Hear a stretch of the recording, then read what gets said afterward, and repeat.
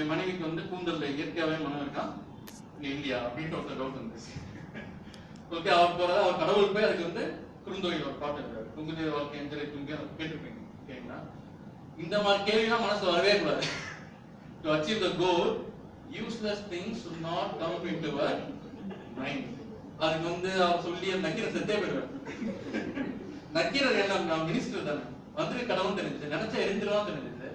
எப்போதுமே நம்மளோட பார்க்கணும் ஆளு இருந்தாருன்னா நம்ம சரண்டர் ஆயிடும். அதான் நேச்சரோடைய இது. நீங்க சொல்றதான் கரெக்ட். நம்ம கூந்தல மனம் இருந்தா இல்லன்னா எனக்கு என்ன, என்னுடைய கோலுக்கும் அதுக்கு சம்மதம் கிடையாது.